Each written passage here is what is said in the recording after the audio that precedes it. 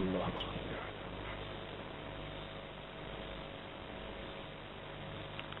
الحمد للہ العلا والصلاة والسلام على سيدنا محمد المصطفى وعلى آله وأصحابه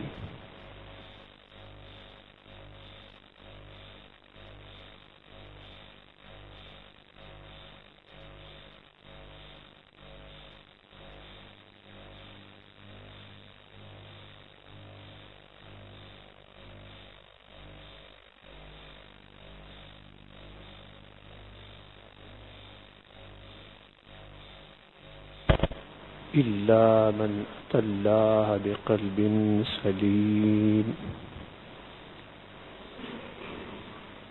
وقال الله تعالى في مقام آخر: إنا أعطيناك الكوثر. صدق الله العظيم. وبلغنا رسوله النبي الأمين المكين المجيد الرؤوف الرحيم. حمد و ثنا کے بعد جیسا کہ معلوم ہے کہ قلب سلیم کے عنوان سے آج 13واں خطاب جمعہ ہے. ہم نے متعدد جماعت کے خطاب کے ابتدا میں آپ کو بتایا کہ دل دو طرح کا ہوتا ہے: قلب سلیم، دا ساؤنڈ ہارٹ، اور قلب غیر سلیم، دا ان ساؤنڈ ہارٹ. اور یہ بھی بتایا کہ قلب سلیم کی بھی علامات اور نشانیاں ہیں، اور قلب غیر سلیم کی بھی علامات اور نشانیاں، جن سے سلیم اور غیر سلیم کے مابین امتیاز ہوتا ہے اور فرق ہوتا ہے. حسب عادت اور حسب معمول آج بھی ہم آپ کو قلب سلیم کی بعض علامات اور نشانیاں بتاتے ہیں جن کا تعلق اولیاء سے ہے اور محبت اولیاء سے ہے، تعلق اولیاء سے ہے. ان نشانیوں میں سے پہلی علامت اور نشانی المحابات فی اللہ، اللہ کے لیے ایک دوسرے کو چاہنا، اللہ کے لیے ایک دوسرے سے محبت کرنا، اللہ کے لیے ایک دوسرے سے پیار کرنا، اللہ کے لیے ایک دوسرے کو اپنا محبوب بنانا. نمبر 2، المجالسۃ فی اللہ، اللہ کے لیے ایک دوسرے کے ساتھ مل بیٹھنا، اللہ کے لیے ایک دوسرے کے ساتھ نشست و برخاست کرنا، اللہ کے لیے کسی کی یہاں جانا اور بیٹھ کر چند محبت کے بول بول دینا، محبت کی چند میٹھی اور دل نشین گفتگو کرنا۔ نمبر 3، الزیارۃ للہ یا الملاقات للہ، اللہ کے لیے ایک دوسرے کے پاس آنا جانا، اللہ کے لیے ایک دوسرے سے ملنا، اللہ کے لیے ایک دوسرے کا وزٹ کرنا، اور یہ عام ہے، چاہے ماں باپ کا ہو، چاہے بہن بھائیوں کا ہو، چاہے خاندان کے دیگر افراد کا ہو، چاہے اولیاء اور صلحاء کا ہو، چاہے اللہ پاک کے نیک زاہد اور عارف بندوں کا ہو، آنا جانا اللہ کے لیے یہ عام ہے۔ لیکن جیسے جیسے انسان کا سٹیٹس ہوتا ہے تو ویسے ویسے اس کا مقام ڈیولپ ہوتا ہے، بلند ہوتا ہے۔ اور اللہ کے لیے نمبر 4، اللہ کے لیے دل کی رنجشوں کو، دل کی کدورتوں کو، دل کے میل و کچیل کو، دل کے زنگ کو، جو حسد کا ہے، جلیسی کا ہے، بغض و عناد کا ہے، عداوت کا ہے اور دشمنی کا ہے، اسے مٹانا اور ختم کرنا۔ سو وہ انسان جس کی محبت ایک دوسرے سے اللہ کے لیے ہو، وہ انسان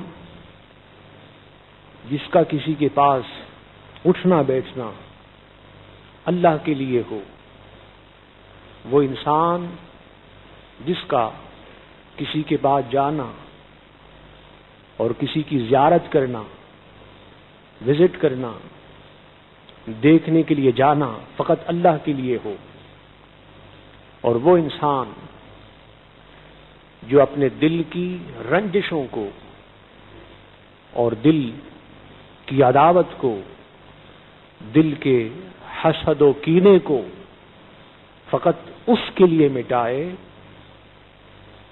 تو یہ نشانیاں ہیں کہ اللہ پاک نے اس انسان کو قلب سلیم عطا کیا ہے، اس کا دل سلیم ہے۔ جہاں یہ نشانیاں نہ ہو، جہاں محبت اللہ کے لیے نہ ہو، اللہ کے محبوب رسول کے لیے نہ ہو، فقط دنیاوی مقاصد و اغراض کے لیے ہو، جہاں مل بیٹھنا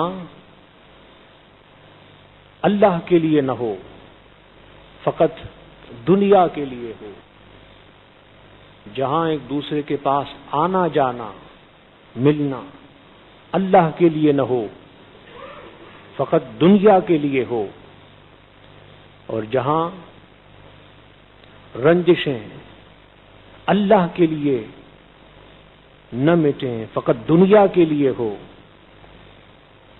تو وہ انسان بدنصیب ہے کہ اس کا دل اب بھی سلیم نہ ہوا، اس کا دل اب بھی پاک و صاف نہ ہوا، اور اس کا مقام بہت بلند ہے۔ جب یہ 4 علامات و نشانیاں کسی مومن میں ہوتی ہے تو اس کا مقام بہت بلند ہے۔ سیدنا ابو ہریرہ رضی اللہ تعالیٰ عنہ فرماتے ہیں، عن ابی ہریرہ قال كنت مع رسول اللہ صلی اللہ علیہ وسلم، کہ میں اللہ کے رسول صلی اللہ علیہ وسلم کے ساتھ تھا، اور میں نے بتایا کہ یہ تقدیر ہے، حضور کا ساتھ ہونا اور پھر حضور علیہ السلام کی میٹھی میٹھی اور شیرین اور دل نشین گفتگو کانوں سے سننا، یہ تقدیر ہے۔ اللہ پاک نے یہ تقدیر فقط صحابہ کو عطا کی کہ میں اللہ کے رسول کے ساتھ تھا صلی اللہ علیہ وسلم۔ فقال رسول اللہ صلی اللہ علیہ وسلم، اللہ کے رسول نے فرمایا صلی اللہ علیہ وسلم کہ ان فی الجنت لعمودا من یاقوت وعلیہا غرف من زبرجد۔ اللہ کے رسول نے فرمایا صلی اللہ علیہ وسلم کہ بے شک جنت میں یاقوت کے بنے ہوئے ستون ہیں اور اس کے بالا خانوں پر کمرے بنے ہوئے ہیں، زبرجد کے کمرے بنے ہوئے ہیں۔ وَلَهَا أَبْوَابٌ مُفَتَّحَةٌ، اور اس کے دروازے کھلے ہوئے ہیں، اس کے دروازے کھلے ہوئے ہیں۔ تُضِيءُ كَمَا يُضِيءُ الْكَوْكَبُ الدُّرِّيُّ۔ اللہ کے رسول نے فرمایا صلی اللہ علیہ وسلم، اور ان کمروں کے دروازے، ان مکانات اور مقامات کے دروازے اس طرح چمکتے ہیں جیسے روشن ستارہ چمکتا ہے، جیسے روشن ستارہ چمکتا ہے۔ اب یہ بتا کون رہے ہیں؟ اللہ کا رسول بتا رہے ہیں۔ اور کہاں کی باتیں بتا رہے ہیں؟ بولیے، جنت کی باتیں بتا رہے ہیں۔ ناداں ہیں وہ جو یہ کہتے ہیں کہ نبی کو اپنے انجام اور ڈسٹینیشن کا علم نہیں۔ ارے ناداں، میرے محبوب تو اوروں کا ڈسٹینیشن اور انجام بتاتے ہیں، وہ تو جنت کا حال بتاتے ہیں، جنت کی زینت، جنت کا حسن، جنت کے مقامات، جنت کی نعمتوں کے بارے میں، جنت کے آسائش کے بارے میں ہر شے بتاتے ہیں، اور پھر بھی ناداں یہ کہتا ہے کہ اپنا علم نہیں۔ یہ حدیث صحیح ہے، اور حضور علیہ السلام اس طرح بیان فرما رہے ہیں کہ جیسے اپنی مبارک آنکھوں سے اس حسین منظر کا نظارہ فرما رہے ہیں، اور سمجھانے کے لیے فرمایا کہ جیسے ستارہ چمکتا ہے رات جب اندھیرا ہو جاتا ہے اور آسمان پر ستارے نکل آتے ہیں اور آسمان ستاروں کے حسن سے مزین اور خوبصورت ہو جاتا ہے، تو فرمایا صحابہ جس طرح ستارے چمکتے ہیں ویسے جنت کے ان کمروں اور مقامات کے دروازے چمکتے ہیں۔ صحابہ کرام رضوان اللہ تعالی علیہم اجمعین نے سنا، فقالوا من یسکنھا یا رسول اللہ صلی اللہ علیہ وسلم۔ قالو، صحابہ نے پوچھا، اس کا مطلب یہ ہے کہ اس وقت حضور کے ساتھ تنہا بحریرہ نہ تھے بلکہ اور صحابہ بھی تھے۔ حضرت ابو ہریرہ کا یہ فرمانا کہ کنت مع رسول اللہ، یہ ان کا عشق ہے کہ انہوں نے مقام عشق میں فقط اپنا نام لیا، فقط اپنا نام لیا۔ یہ بھی ایک ادائے محبوبانہ ہے، یہ بھی ایک ادائے عاشقانہ ہے، یہ بھی ایک ادائے محبانہ ہے، اور ایک ادائے جانثارانہ ہے۔ فرماتے ہیں کہ صحابہ کرام نے عرض کیا، یا رسول اللہ صلی اللہ علیہ وسلم، اتنا حسین مقام، اتنے حسین مکان، اتنے حسین کمرے کہ جس کے دروازے چمکتے ستاروں کی طرح چمک رہے ہوں؟ یا رسول اللہ کون خوش نصیب انسان اس میں رہے گا؟ اب یہاں صحابہ کا عقیدہ دیکھیں. صحابہ جانتے تھے، ان کا عقیدہ تھا کہ حضور جانتے ہیں، حضور جانتے ہیں.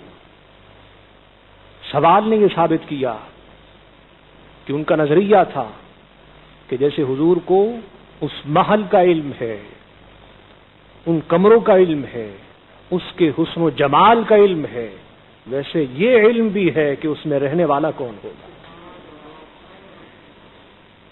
ناداں پھر بھی کہتے ہیں کہ اپنا علم نہ تھا، اپنے انجام کا علم نہ تھا. نادانوں کیا ان احادیث سے تم غافل ہو یا پھر اندھے ہو گئے؟ دل کے اندھوں اپنے دل کی آنکھیں کھولو اور تاجدار کائنات کا مقام سمجھو. حضور کا مقام عام انسان جیسا نہیں ہے. جب انبیاء ان جیسے نہ ہوئے تو نادانوں، ظالموں، تم ان جیسے کب ہو سکتے ہو؟ یہ عقیدہ تھا صحابہ کا. میں صرف حدیث کوٹ کر رہا ہوں، صرف حدیث بیہقی شریف کی. درود شریف پڑھیے. اللہم صلی علی سیدنا.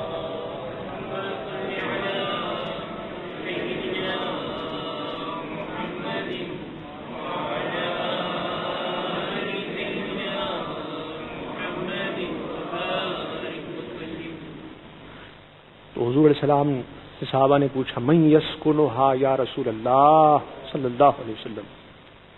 یا رسول اللہ، ان مقامات میں، ان حسین و جمیل کمروں میں کون ہوگا، کون رہے گا؟ میرے آقا، میرے محبوب، میری آنکھوں کی ٹھنڈک، میرے جگر کے ٹھنڈک، میرے دل کے ٹھنڈک، تاجدار کائنات سیدنا محمد مصطفیٰ صلی اللہ علیہ وسلم نے جواب دیا. فرمایا المتحابون فی اللہ، المتجالسون فی اللہ والمتلاقون فی اللہ. فرمایا صحابہ، اس حسین محل میں وہ لوگ ہوں گے جو ایک دوسرے سے فقط اللہ کے لیے محبت کرتے ہوں گے. دنیا کا کوئی مقصد نہ ہوگا، دنیا کا کوئی تعلق نہ ہوگا، دنیا کا کوئی رشتہ نہ ہوگا، دنیا کا خونی رشتہ تک نہ ہوگا. فقط اللہ کے لیے محبت کرنے والے، فقط اللہ کے لیے ایک دوسرے کو چاہنے والے اس محل میں ہوں گے. اور فرمایا والمتجالسون فی اللہ، اللہ کے لیے ایک دوسرے کے ساتھ اٹھنے بیٹھنے والے، اللہ کے لیے ایک دوسرے کے ساتھ نشست و برخاست کرنے والے، وہ جو حاملین قلب سلیم ہیں، وہ جو قلب سلیم کے مالک ہیں، وہ ان مقامات میں ہوں گے. اور فرمایا والمتلاقون فی اللہ، اور اللہ کے لیے ایک دوسرے سے ملنے والے. اور یاد رکھیں کہ جب انسان اللہ کے لیے ملتا ہے تو پھر دل میں رنجش نہیں ہوتی، دل میں کدورت نہیں ہوتی، دل میں کوئی میل و کچیل نہیں ہوتا. ہمارا حال یہ ہے کہ دل بغض و عناد سے لبریز ہے، پھر بھی گلے مل رہے ہیں.